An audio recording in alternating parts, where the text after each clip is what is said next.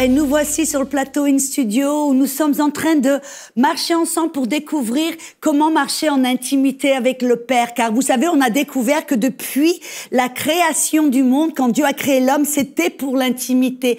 C'était pour cette communion de cœur avec le Père. Il voulait qu'on puisse s'approcher vers lui avec joie, intimité et amour. Et on a vu bien sûr parce qu'à cause du péché, cette intimité a été brisée. Pourquoi? Parce qu'Adam, à cause du péché, a été rempli avec cette conscience du péché. Et vous vous rappelez qu'est-ce que ça a produit en Adam?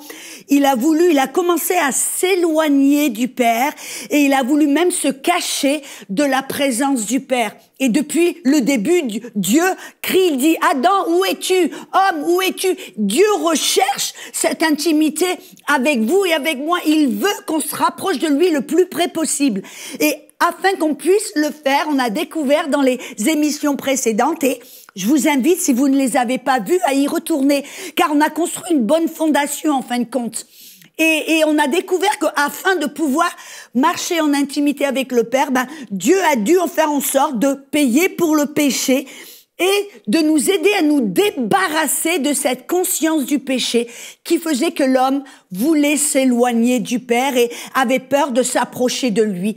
Et donc, c'est Jésus qui a fait ça. Il a dit que le sang, on voit dans Hébreux, que le sang de Jésus, non seulement nous a rendus innocents, justes, alléluia, a payé pour notre péché, mais ce sang est tellement puissant qu'il a payé aussi qu'on puisse se débarrasser de cette conscience du péché. Et contrairement à ce que la plupart des gens croient et pensent, ou ce que l'on nous a enseigné vraiment, la conscience du péché n'est pas notre ami, mais c'est notre ennemi. On a vu que cette conscience du péché, qu'est-ce qu'elle fait? On a vu ça vient au travers de la loi. La loi et la conscience du péché, c'est synonyme. Et cette conscience du péché c'est ça qui nous amène la condamnation, la culpabilité. C'est ça qui nous remplit de crainte et d'indignité, qui nous fait en sorte qu'on se voit, on a ce complexe d'infériorité devant le Père et qu'on a peur de lui parler. On a peur parce qu'on se sent pas à la hauteur. Voyez, vous vous rendez compte? Et alors, Jésus a payé pour qu'on se débarrasse de cette conscience du péché, car ce n'est pas notre ami, c'est notre ennemi. Pourquoi? Parce que cette conscience du péché, en fin de compte, va nous faire rentrer, on a vu, dans un cercle vicieux. Pourquoi? La conscience du péché va nous remplir de condamnation. Cette condamnation fait que on va s'éloigner de Dieu, notre intimité va être brisée. Et quand on s'éloigne de Dieu, qu'on n'a pas cette intimité avec le Père, qu'est-ce qui va se passer?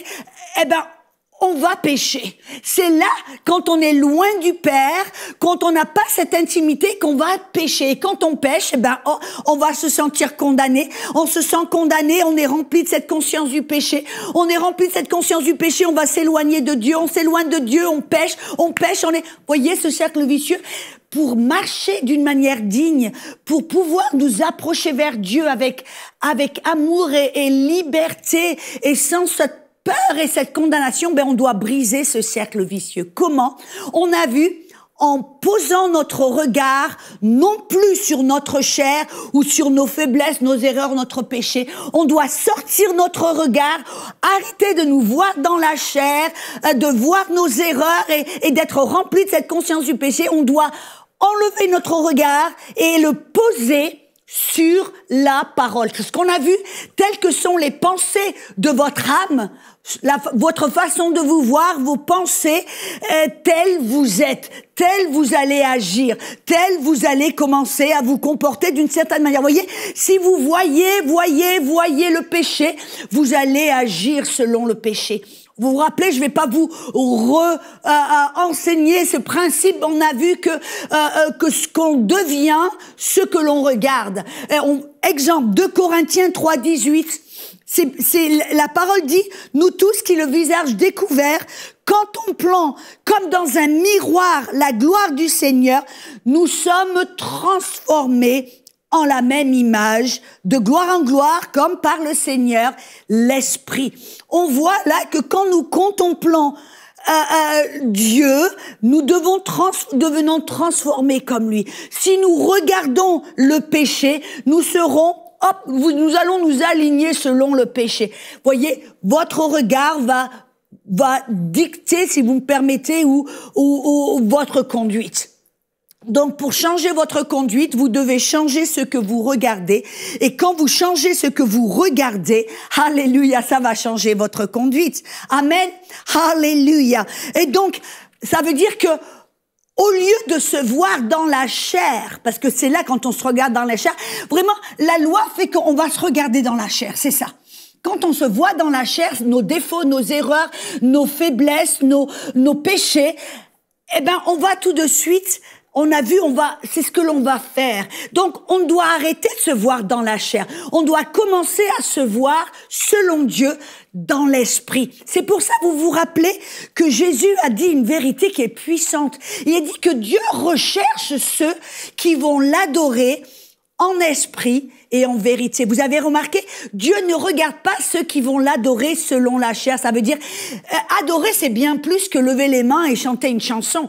L'adoration, c'est un style de vie, c'est ce que l'on voit, c'est ce que l'on pense, c'est notre façon de nous approcher vers Dieu, de nous conduire vers Dieu. Vous voyez, si on se voit selon la chair, on va s'approcher vers Dieu selon la chair. Et selon la chair, on a vu, on va voir seulement nos faiblesses, nos péchés, nos problèmes. Mais on doit apprendre à se voir dans l'esprit afin de pouvoir nous approcher vers Dieu, l'adorer, avoir une intimité, une relation, une communion selon l'esprit. Pourquoi? Parce que Dieu, la vérité, c'est que Dieu ne nous voit pas selon la chair. Il nous voit dans l'esprit. Pourquoi? Parce que Dieu est esprit. C'est ce que Jean 4 nous dit dans le verset 24. Il dit, car Dieu est esprit. Donc, si Dieu est esprit, il nous voit dans l'esprit. Et ça veut dire que pour vous nous approcher vers Dieu dans l'esprit, en esprit et vérité, on va devoir apprendre à se voir non plus selon la chair, avec cette conscience du péché, mais on va devoir apprendre à se voir dans l'esprit, qui nous sommes en esprit. Bien sûr, vous savez que nous sommes esprits. Je vous le rappelle, 1 Thessaloniciens 5, verset 23, Paul nous rappelle ici, il dit que nous soyons conservés irrépréhensibles jusqu'à l'avènement de Jésus, en esprit, âme et corps. La vérité, c'est que vous et moi, nous sommes des êtres en 3 dimensions. Nous sommes tout d'abord, comme Dieu qui est esprit, nous sommes un esprit. Le vous réel, le vous qui sera dans la présence de Dieu quand vous mourrez ici sur la terre, où ça, c'est votre esprit, et vous avez une âme qui est votre façon de penser, votre volonté, votre intellect, et vous vivez dans un corps. Amen. Et le vrai vous, en fin de compte, est votre esprit. Et on doit apprendre à se voir et à savoir qui nous sommes dans l'esprit. Parce que Dieu est esprit et il me voit dans l'esprit. Donc, je dois apprendre à me connaître dans l'esprit. À quoi je ressemble dans l'esprit? Qui suis-je dans l'esprit? Afin de pouvoir m'approcher vers Dieu en vérité, selon qui je suis en esprit. Mais bien sûr, nous savons que nous ne pouvons pas nous connaître en esprit selon nos émotions ou ce que l'on peut voir selon nos 5 sens. C'est vrai que la vérité, c'est que c'est facile de savoir à quoi on ressemble dans la chair.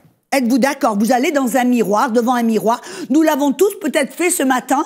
Amen. Moi, ici, avant de venir sur le plateau, j'ai dû me regarder dans le miroir. Et j'ai vu mon image physique. J'ai vu mon maquillage, mes cheveux, vous voyez, je me suis vue dans la chair. Et c'est aussi facile de savoir qui nous sommes et à quoi on ressemble dans nos émotions, dans notre âme. Pourquoi? Parce que je peux savoir immédiatement si je suis contente ou découragée, si j'ai froid, si j'ai chaud, si... voyez, c'est facile. Même avec mes paroles, je peux vous toucher dans votre âme. Je peux dire des paroles qui vont vous encourager ou des paroles qui vont vous déprimer, vous démoraliser ou vous casser. Vous comprenez? Mais comment savoir à quoi on ressemble dans notre esprit? Parce que la vérité, c'est qu'on doit se connaître en esprit afin de pouvoir s'approcher vers le Père en esprit, selon notre nature et selon notre image spirituelle, qui nous sommes, le vrai nous en esprit. et nous ne pouvons pas regarder dans le miroir pour savoir à quoi on ressemble dans l'esprit. Nous ne pouvons pas essayer de sonder nos émotions ou notre intellect pour savoir qui nous sommes dans l'esprit. Parce que la Bible dit, même dans Galates 5,17, que la chair et l'esprit sont opposés, contraires l'un à l'autre, de façon qu'on ne puisse pas savoir ce qui se passe dans... Mais comment? Vous voyez, la beauté et la vérité, c'est que nous pouvons savoir à quoi nous ressemblons dans l'esprit. Qui sommes-nous vraiment en esprit? Quel est vraiment notre vrai ADN dans l'esprit, notre image, notre nature? C'est la parole de Dieu. Dans Jacques, j'aime beaucoup ça. Dans Jacques chapitre 1, dans le verset 25 à 27, nous dit que la parole est comme un miroir. Et que quand on se regarde dans la parole, parce que Jésus a dit dans Jean 6, 63, mes paroles sont esprit. Donc, quand vous regardez dans la parole de Dieu, qui s'appelle la parole de liberté, vous pouvez dans la parole voir votre image, votre reflet spirituel. Qui suis-je dans l'esprit? À quoi est-ce que je ressemble? Donc c'est vrai, pour pouvoir nous approcher vers Dieu en esprit et vérité, pour nous débarrasser de cette conscience du péché, pour arriver à nous voir comme Dieu lui nous voit, pour être libre, pour être rempli de sécurité et d'amour et de sans crainte, pour nous approcher comme Adam au début pouvait s'approcher du Père. On doit savoir comment est-ce que Dieu nous voit. Est-ce qu'il nous voit, il nous décortique? Non, il nous voit en esprit. Vous voyez, un petit exemple. Quand, par exemple, vous voyez, dans l'Ancien Testament, quand quelqu'un avait péché, il devait amener un sacrifice. Il amenait le sacrifice et le sacerdoce royal devait inspecter le sacrifice, non pas la personne qui avait péché. Et c'était le sacrifice qui devait être parfait et sans défaut. Et c'est le sacrifice que Dieu regardait et voyait. Et si le sacrifice était sans défaut et parfait, wow, la personne, tout d'un coup, alléluia, elle pouvait être libre de ce péché.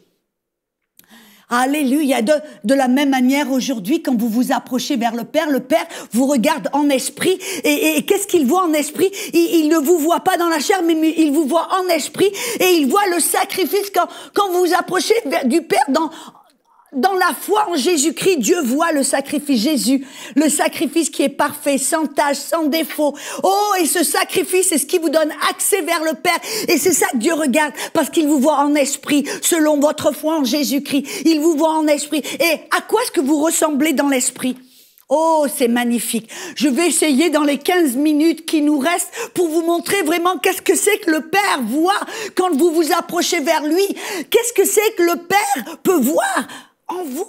Voyez, dans l'esprit, vous êtes magnifique. Dans l'esprit, vous êtes... La Bible nous dit, dans Romains 7, 22, dans Psaume 103, verset 12, il dit que au travers du sacrifice de Jésus, tous vos péchés ont été jetés dans la mer de l'oubli. Il a dit, je ne me rappellerai plus de vos péchés. On trouve ça aussi dans Hébreux.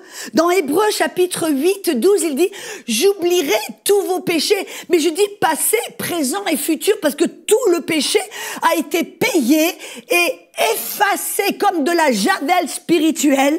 Tous vos péchés, le péché avec un grand P, a été effacé, enlevé, oublié, jeté dans la mer de l'oubli. Et Dieu, il a dit, tous vos péchés, je vais les enlever aussi loin que l'Est et de l'Ouest. Voyez, ils ne peuvent jamais se rapprocher. Ça veut dire que quand Dieu vous voit, il ne vous voit pas au travers de vos péchés, de vos faiblesses, des erreurs que vous avez commises. Non, il vous voit parfait parce que votre péché a été enlevé, effacé, payé une fois pour toutes. La facture dit, c'est payé.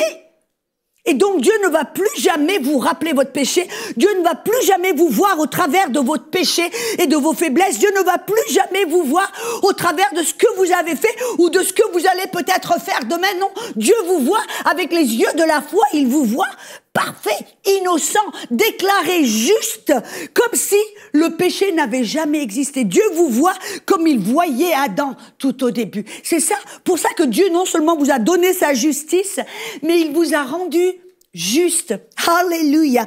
Oh, vous voyez, parce que la Bible, on a vu dans 2 Corinthiens 5, 17 que vous avez été recréés. Vous voyez, la première création, Adam est tombé. Et Dieu n'a pas, qu'est-ce qu'il a fait? Il a recommencé à zéro, en fin de compte. Il vous a pas donné un coup de pinceau et vous a changé de clou. Non, non, il vous a complètement recréé. C'est-à-dire qu'il a pris votre esprit qui avait la nature du péché, on l'a vu, il s'en est débarrassé et il vous a redonné un cœur nouveau. Ézéchiel 38 nous dit, il vous a donné un esprit nouveau. Et cet esprit, la beauté, c'est que cet esprit a été recréé, créé en sa ressemblance, en son image. Ça vous rappelle quelque chose?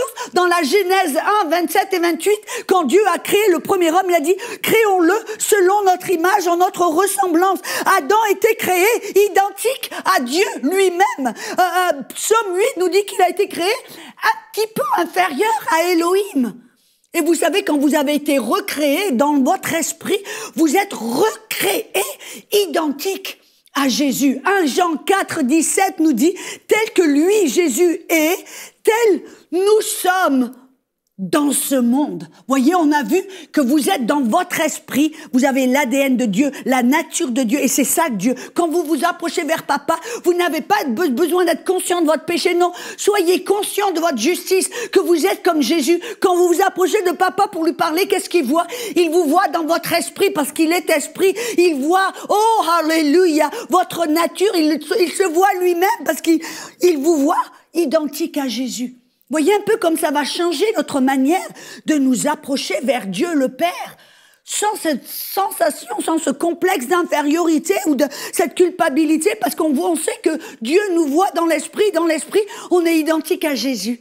Et la Bible nous dit même que on a été créé dans notre esprit juste et saint. Alléluia. Dans Éphésiens 4, 24, écoutez bien, il dit qu'on doit revêtir l'homme nouveau qui a été créé temps passé selon Dieu en son image dans une justice et une sainteté que produit la vérité. En d'autres mots, dans votre esprit, vous êtes créé saint, juste. Je sais que parmi vous, il y en a de nombreux, vous avez du mal à accepter que vous êtes saint, que vous êtes juste. Pourquoi? Parce que continuellement, vous vous regardez dans la chair. Non, apprenez à vous voir en esprit, parce que vraiment, le vrai vous êtes esprit. Et en esprit, vous êtes identique à Jésus, vous êtes saint, vous êtes juste. Oh, alléluia. Dans votre esprit, vous savez, la vérité, c'est que Dieu, parce qu'il a changé votre cœur, dans votre esprit, vous ne voulez plus pécher. Alléluia.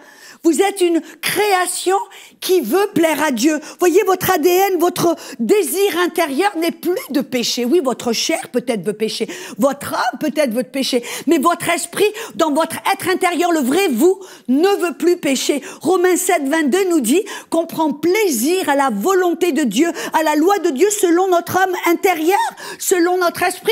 Notre esprit ne veut plus pécher. Oh, alléluia. C'est pour cela, la Bible dit qu'on est esclave maintenant de la justice. Pourquoi? Parce que dans notre être intérieur, notre esprit, notre désir intérieur, au plus profond de notre cœur, nous ne voulons pas pécher. Et quand on pêche, on se sent mal à l'aise. Pourquoi? Parce que ça ne fait plus partie de notre nature. C'est comme si on met une paire de chaussures qui est de taille trop petite, ça nous fait mal. Ça nous met mal à l'aise. On se sent pas bien. Pourquoi? Parce que dans notre être intérieur, on est juste, parfait, saint. On est comme Jésus et on ne veut plus pécher. Et non seulement nous ne voulons plus pécher, mais écoutez-moi bien. Oh, j'espère que vous êtes prêts à écouter de toutes vos oreilles. Non seulement dans votre esprit, le vrai vous ne voulez plus pécher, mais vous ne pouvez plus pécher. Oui, je l'ai bien dit, vous avez bien entendu. Votre esprit ne peut plus pécher. Dans 1 Jean 3, verset 9. C'est un verset qui m'a très souvent un peu taquiné, un peu tracassé. Pourquoi? Parce que je me voyais pécher dans la chair, mais pour me dire, mais la Bible dit, dans 1 Jean 3, 9, écoutez, il dit, quiconque est né de Dieu ne pratique pas ou ne pêche pas, car la semence de Dieu demeure en lui. Et il ne peut pas pécher parce qu'il est né de Dieu. Et je voyais, j'ai dit, mais la Bible dit que si je suis né de Dieu, je ne peux pas pécher. Et pourtant, je me suis regardée et j'ai fait des erreurs. J'ai eu une mauvaise attitude. Je n'ai pas fait ce que j'aurais dû faire. Comment est-ce que ça peut... Donc, il y avait une contradiction en disant, mais je me suis vu pécher, mais la Bible dit que je ne peux pas pécher. Comment réconcilier les deux? Oui, vous savez, la vérité, c'est que c'est votre esprit. Votre esprit qui est identique à Jésus, qui est juste, saint, parfait, qui ne veut pas pécher et qui ne peut pas pécher. Pourquoi? Parce que c'est votre esprit qui est né de Dieu. Voyez, votre chair va être rachetée, changée, transformée en un clin d'œil à l'avènement de Jésus. Mais pour l'instant, votre chair, elle est toujours là, assujettie à des désirs malsains, à des passions et les convoitises du monde. Mais votre esprit, il est pur, il est saint et il est juste. Et votre esprit ne peut pas pécher parce qu'il est créé avec l'ADN de Dieu, avec la nature de Dieu. C'est votre esprit. Et c'est ça que le Père voit. Le Père ne vous voit pas selon la chair, avec vos passions et les choses qui vous tirent d'un côté et de l'autre. Non, Dieu vous voit dans l'esprit. Dans l'esprit, il vous voit vouloir faire la volonté de Dieu, vouloir marcher d'une manière qui lui est agréable, vouloir marcher digne et droit. Oh, c'est ça que le Père voit. Il vous voit ce désir intérieur, ce désir de lui plaire. Oh, et Dieu, ça, qu'est-ce que ça lui fait plaisir, qu'est-ce qu'il aime. Il vous regarde dans l'esprit. Et non seulement votre esprit, votre être intérieur, non seulement il ne veut pas pécher, non seulement il ne peut pas pécher, mais votre esprit a été scellé jusqu'au jour de la rédemption. Qu'est-ce que ça veut dire? Écoutez ces versets. Par exemple, dans Éphésiens 1:13, la Bible nous dit en lui, vous aussi, après avoir entendu la parole de sa vérité, l'évangile de votre salut, en lui, vous avez cru et vous avez été scellés du Saint-Esprit. Éphésiens 4:30, dans le même livre d'Éphésiens, Paul le réaffirme ou le reconfirme et il dit « N'attristez pas le Saint-Esprit de Dieu par lequel vous avez, temps passé, vous avez été scellés pour le jour de la rédemption. » Et vous savez, c'est votre esprit qui a été scellé. Et qu'est-ce que ça veut dire? Voilà une bonne image pour vous illustrer cette vérité. Je me rappelle ma maman, quand elle voulait faire des pots de confiture ou des bocaux de pêche, par exemple, elle prenait cette confiture, les mettait dans un bocal. Et dans ces bocaux, elle mettait au-dessus de ce bocal en verre un caoutchouc orange au-dessus, puis elle fermait le couvercle et paf, elle le fermait. Et qu'est-ce qu'elle faisait? Elle prenait ces bocaux en verre qui avaient un caoutchouc orange sur le dessus. Peut-être vous vous rappelez, si vous avez à peu près mon âge, amen, au temps où on faisait beaucoup de bocaux et des confitures, elle les mettait dans dans un seau en fer. Et puis elle avait tous ces bocaux, puis elle les faisait bouillir à très haute température pendant un certain temps. Et qu'est-ce qui se passait? À haute température, quand ces bocaux étaient en train de bouillir, le seau ou le petit caoutchouc orange se gonflait. Et qu'est-ce que ça faisait? Ça créait comme un système d'aspiration.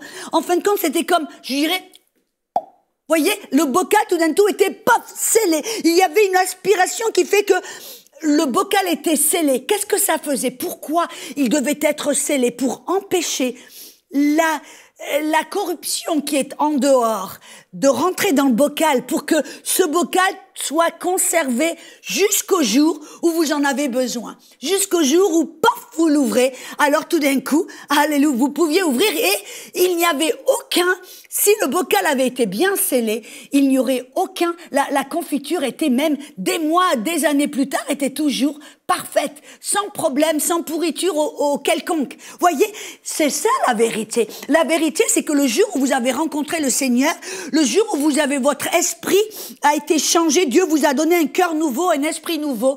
Il vous a créé en son image comme une nouvelle création. Les choses anciennes étaient passées, maintenant toutes choses sont devenues nouvelles. Et il a mis en vous cet esprit qui ne veut pas pécher, qui ne peut pas pécher parce qu'il est créé selon la nature de Dieu qui est juste, sainte et parfaite.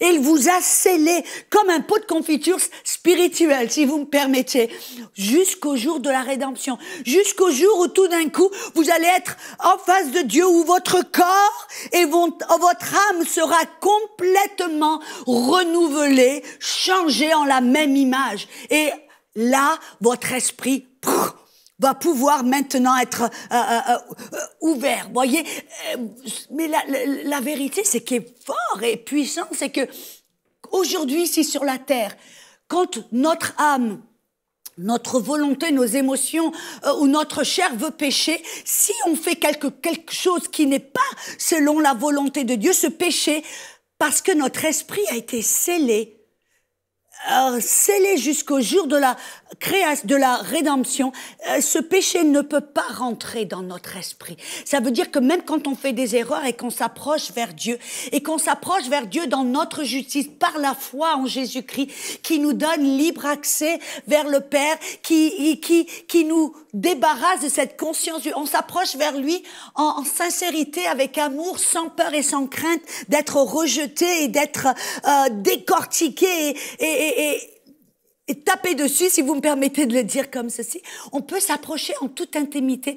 Dieu nous voit en esprit. Et il nous voit pur, juste, saint, complet, complètement puissant. Et c'est dans notre esprit qui a été non seulement recréé, qui a été rempli de sa nature, qui a été créé saint, juste, parfait, accompli. Colossiens 2:10 nous dit, il veut dire qu'il nous manque rien. Et c'est dans notre esprit qui a été scellé, notre esprit qui veut faire la volonté de Dieu. Et c'est ça que Dieu voit. Il vous voit dans votre esprit qui veut plaire à Dieu, qui veut marcher comme Dieu. Et alors, c'est dans notre esprit que Dieu a mis la puissance de Dieu. Romains 8:10, il dit que le même esprit qui a ressuscité Jésus-Christ des morts demeure en vous. Vous voyez, dans votre esprit, vous êtes puissant. Vous êtes identique à Jésus. Il ne vous manque rien du tout. Alléluia. Et donc, pour vous arrêter de pécher, pour vous arrêter de marcher dans le péché, pour briser ces mauvaises habitudes, ces addictions, ces choses qui vous gardent dans la défaite, dans la culpabilité, vous devez ôter votre regard de votre chair, de vos émotions, de ce que vous avez fait dans la chair et mettez votre regard sur qui vous êtes en esprit. Et le plus vous voyez en esprit, le plus vous acceptez qui vous êtes en esprit, et le plus vous allez agir selon cette nature intérieure. Voyez, être conscient de notre justice et de notre position devant Dieu dans l'esprit, et on doit le faire avec détermination.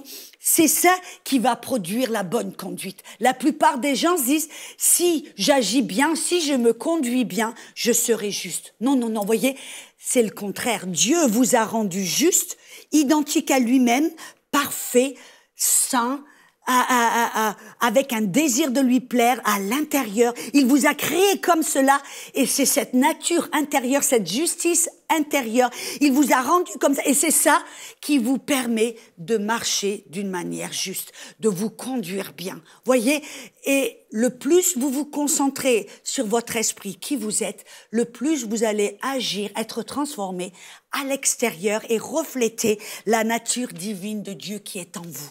Amen. Donc c'est toute une question de regard. Vous regardez-vous dans l'esprit parce que Dieu vous voit dans l'esprit. Et dans l'esprit, vous êtes beau, vous êtes puissant, vous êtes magnifique et vous plaisez à Dieu car vous êtes identique à Jésus. Cette émission est rendue possible grâce au précieux soutien des partenaires d'Enseigne-moi Canal International. Retrouvez tous nos programmes sur emcitv.com.